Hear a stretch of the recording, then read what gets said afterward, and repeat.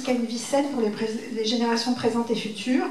Ils contribuent aussi à protéger et respecter la biodiversité et les écosystèmes, sont culturellement acceptables, économiquement équitables et en même temps accessibles, abordables, qui seront sur une version très simplifiée de l'économie qui est le budget des ménages.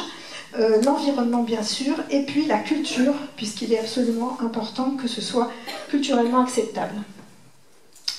Donc l'alimentation durable, ou aller vers une alimentation durable, c'est véritablement essayer de respecter ces 4 dimensions, et pour respecter ces 4 dimensions, il faut au moins qu'elles soient conciliables, qu'on trouve les moyens de les concilier. Donc je vais prendre un peu les piliers un par un et puis ensuite 2 par 2. Enfin voilà, vous allez voir qu'il va y avoir des combinaisons et on va à chaque fois se demander est-ce que c'est facile ou pas, est-ce que ça va dans le même sens. Alors pour le pilier nutrition santé, je vais aller un peu vite parce qu'en plus mes collègues Denis et Michel en parleront encore plus derrière moi. Tout simplement pour dire que nous mangeons des aliments. Notre corps a besoin de calories et de nutriments. Et en fait, l'équilibre est atteint lorsque tous les besoins sont couverts sans manque ni excès. Excès en sel, sucre, graisse saturée, mais sans manque en vitamines, minéraux, fibres, acides gras essentiels. Et puis, et ça va être le sujet qui sera traité beaucoup par nous tous en fait, c'est la question de la place des aliments d'origine animale ou des aliments d'origine végétale.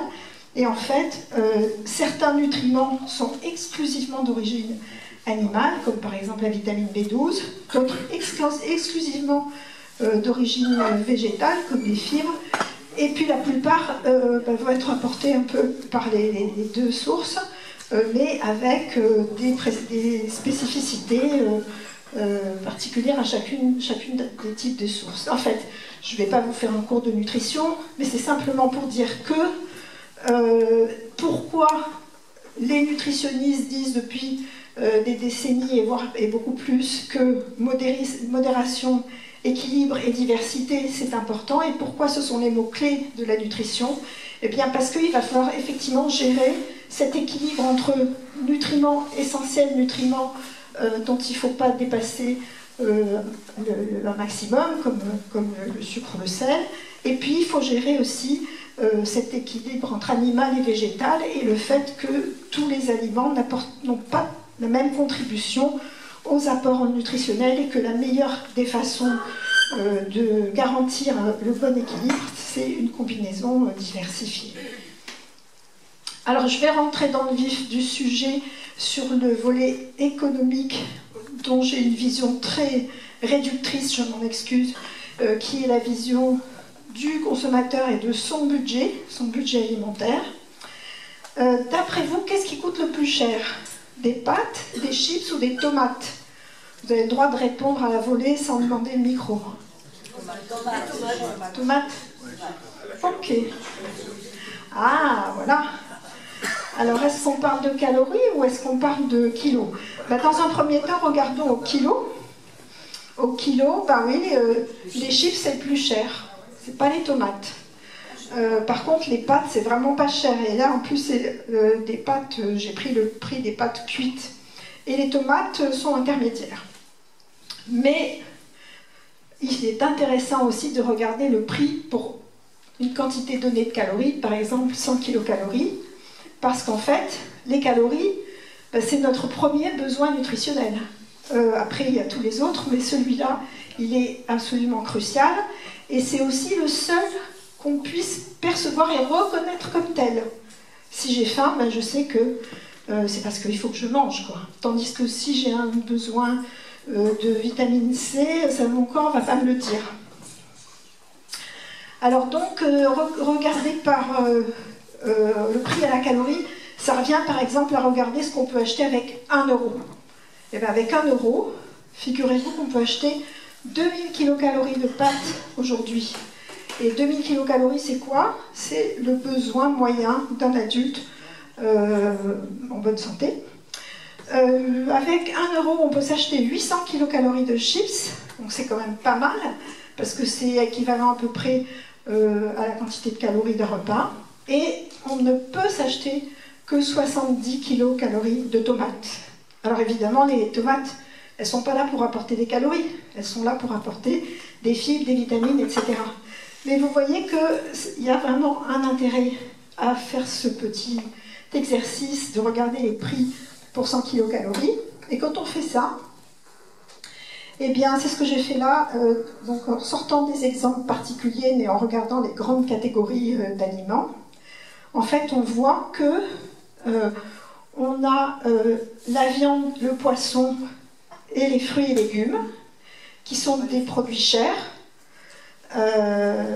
Et c'est un problème parce que, vous le savez, je n'ai pas eu besoin de vous le dire, ce sont des aliments qui sont des très bonnes sources de nutriments essentiels. Donc on a un problème, et puis on a un autre problème, c'est que par ailleurs dans les produits pas chers, c'est-à-dire quand j'entends pas cher, les sources de calories pas chères, eh bien on a tout un tas de produits qui ne sont pas intéressants pour la santé, soit de qualité nutritionnelle mauvaise comme les boissons sucrées ou les produits sucrés, ou médiocres ou insuffisantes comme les produits céréaliers raffinés. Donc là, on voit que la dimension nutrition et la dimension économique, vue à travers le budget ou le coût de l'alimentation, ben, aujourd'hui, ce n'est pas forcément compatible. Et pour le dire plus simplement, manger des pâtes, des chips et des biscuits, c'est pas cher, mais c'est mauvais pour la santé. Voyons rapidement l'environnement. On peut faire à peu près le même type de calcul et de réflexion. Ici, j'ai pris l'impact carbone parce qu'on a la chance en France d'avoir été les premiers à avoir une base qui nous donne les impacts environnementaux de milliers d'aliments consommés en France. Donc on peut calculer quel est l'impact carbone de chaque aliment et de chaque catégorie d'aliments. Et là, qu'est-ce qu'il faut regarder? Donc c'est ce que vous avez là. En fait, c'est pour 100 kilocalories aussi, oui. On a un peu le même problème que pour le coût, puisque les produits gras et sucrés, les produits céréaliers raffinés et les graisses sont des aliments qui ont un faible impact carbone, mais une qualité nutritionnelle médiocre. Alors, j'ai mis ici l'impact carbone, mais en fait, la plupart de tous les autres impacts qui sont dans la base Agribali sont très corrélés à l'impact carbone, sauf l'impact eau qui se distingue un petit peu. Donc, à nouveau, si on reprend nos 4 dimensions, eh bien, on voit que la dimension nutrition et la dimension environnementale de l'alimentation durable ne sont pas forcément compatibles. Et donc, manger des pâtes, des chips, des biscuits, eh bien, on a vu, c'est mauvais pour la santé si on en mange trop, c'est pas cher, mais ça a un faible impact carbone. Donc, tout ça ne tourne pas forcément rond, ça ne va pas de soi. Et au passage, je voudrais signaler qu'il faut arrêter, mais je pense que maintenant ça se fait de moins en moins, mais qu'il faut arrêter d'assimiler par un raisonnement trop simpliste végétal avec sain et durable, parce que tous les aliments que vous avez là sont des aliments végétaux en fait, et ils sont vraiment pas recommandés, ou alors il faut absolument pas ne consommer, enfin il faut pas consommer que ça si on parle par exemple du riz blanc ou des produits céréaliers raffinés. Et en gros, c'est pas étonnant parce que tout ce qui est fait à base de sucre, d'huile et de farine, ce sont des productions végétales de masse qui sont faciles à stocker, à transporter, etc. Et donc c'est pas cher et c'est peu impactant. Alors maintenant, on va un petit peu rentrer dans la question de la viande qui sera développée plus avant par Michel et Denis, concernant la place de la viande en termes environnementaux. Donc on reprend notre hiérarchie des impacts carbone et on voit clairement que la viande a le plus fort impact carbone. J'ai volontairement pas dissocié les différents types de viande pour ne pas rentrer dans ce débat. Et on voit aussi en contrepartie que les produits végétaux sont moins impactants que les produits animaux. Aujourd'hui, où est-ce qu'on en est de la consommation de viande en France? Alors je dis aujourd'hui, mais malheureusement nos dernières études sur l'alimentation des Français datent d'il y a 10 ans.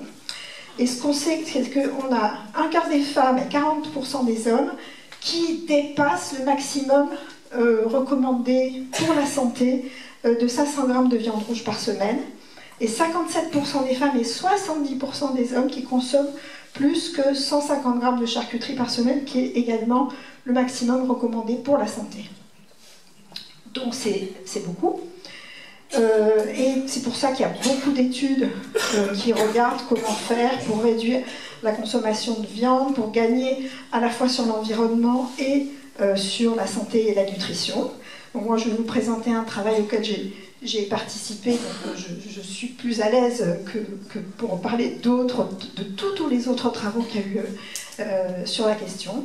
Donc c'est un travail qui a été mené en collaboration avec la Société française de nutrition et le réseau Action Climat.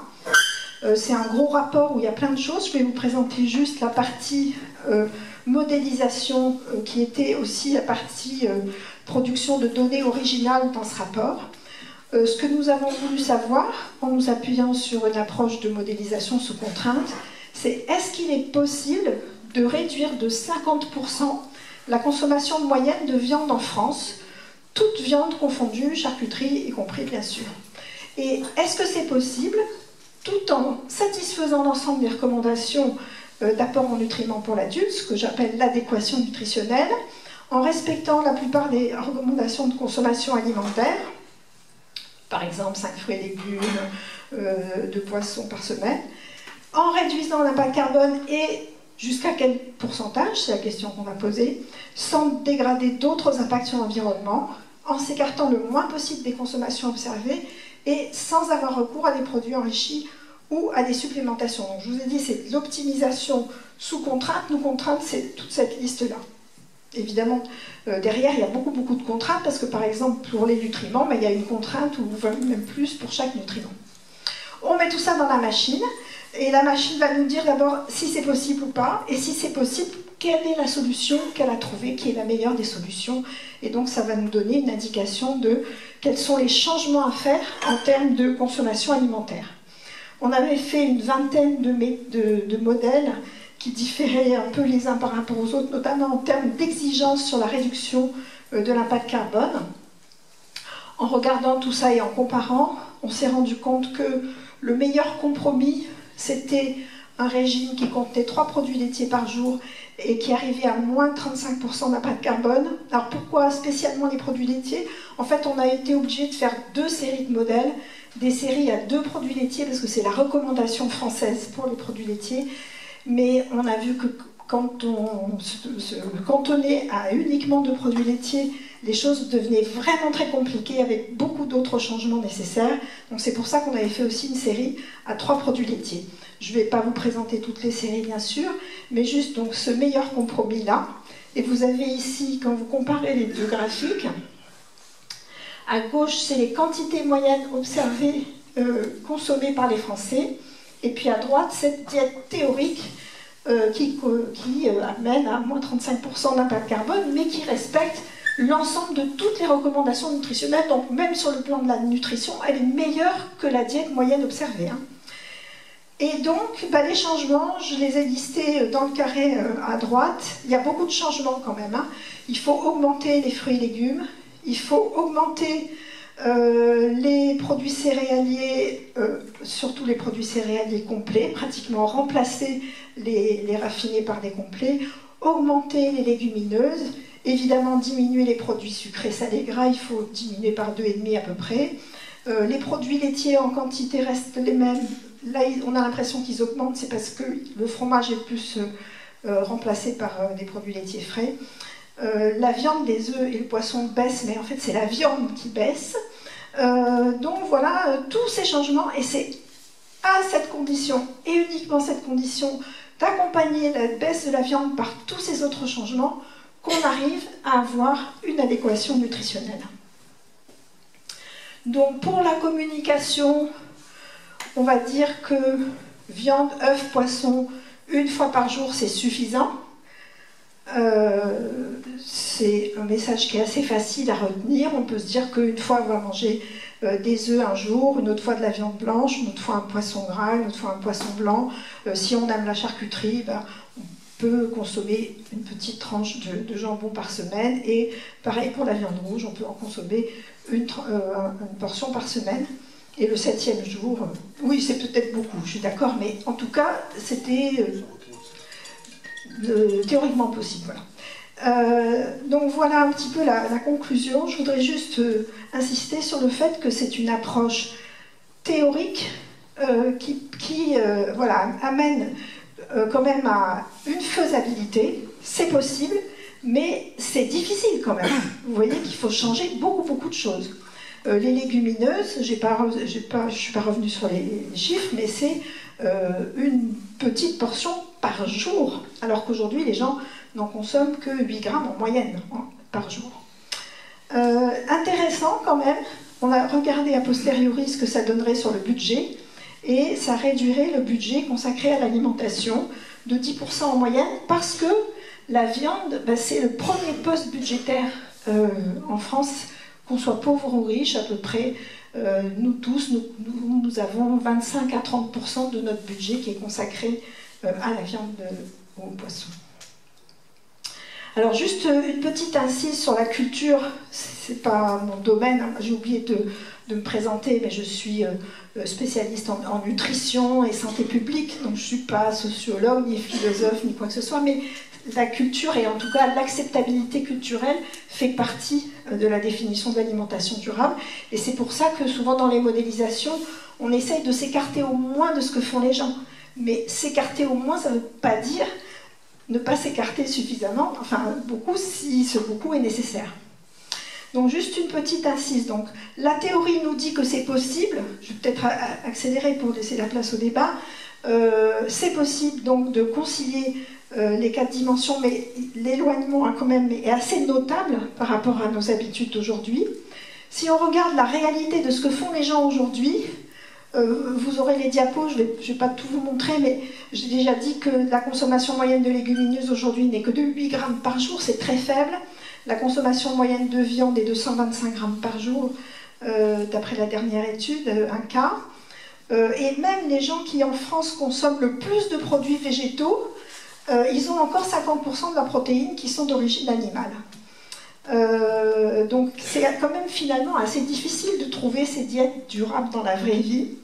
Et là, il y a une étude extraordinaire qui vient de sortir, d'ailleurs elle est encore sous presse, qui là regarde vraiment la faisabilité concrètement sur le terrain.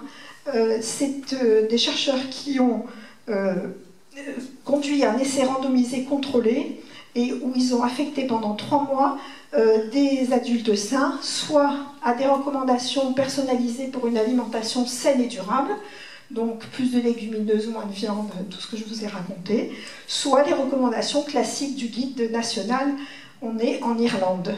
Eh bien, le résultat, c'est que l'impact carbone baisse, mais ce n'est pas non plus 60% de réduction, c'est 22% de réduction. Il y a une augmentation de une augmentation du pourcentage d'inadéquation d'apports en certains nutriments. Pour les marqueurs biologiques, ils étaient OK, mais c'est une étude qui n'est que sur 3 mois, donc on ne sait pas ce que ça donnerait dans la durée. Et en fait, ce qui est intéressant, c'est qu'ils se sont rendus compte, ils étaient un peu déçus, hein, parce que ça fait des années qu'ils travaillent sur cette intervention, et ils se sont rendus compte qu'il y avait une moindre adhésion aux recommandations dans ce bras du My Planet Diet, et étonnamment, les gens arrivaient finalement à réduire pas si mal la viande, notamment la viande de ruminants. Ils avaient compris que c'était pas terrible, mais par contre, ils n'accompagnaient pas ce changement d'une consommation suffisante de légumes, légumineuses, fruits oléagineux, et puis ils ne consommaient pas non plus d'alternatives végétales. Donc il faut bien faire attention à accompagner les changements. Pourquoi je dis ça? Parce que moi, par ailleurs, mon sujet principal d'étude, c'est les inégalités sociales en matière d'alimentation. Et pour les personnes en précarité, les personnes défavorisées, il y a vraiment un risque. Le risque, ils entendent et qu'ils comprennent que le message réduire la viande, parce qu'il y a un avantage financier immédiat à réduire la viande, mais s'ils n'entendent que ça et qu'ils ne l'accompagnent pas par tout le reste, on n'aura pas gagné en nutrition. Donc en fait, ce qui est important, c'est les petits pas, c'est pas d'aller demain à une portion de légumineuses par jour, 2 poignées de fruits secs, etc. On sait que ça va pas, de fruits oléagineux, on sait que ça va pas se passer comme ça. Donc c'est des petits pas, c'est des tendances, des chemins. Et donc là, c'est ce que j'ai dessiné sur ce graphique. Aller plutôt vers du végétal, aller plutôt vers des productions animales, passer au complet, et puis essayer d'intégrer progressivement des aliments qui ne font pas partie des cultures, enfin qui en faisaient peut-être partie avant, mais qui ont été progressivement écartés, comme les fruits à coque et les légumineuses. Voilà, donc j'ai terminé pour ma part. Je pense que, sauf s'il y a une question de compréhension, on va enchaîner les présentations, parce qu'on a des présentations qui sont vraiment assez concordantes sur la thématique que nous traitons. Donc, Michel.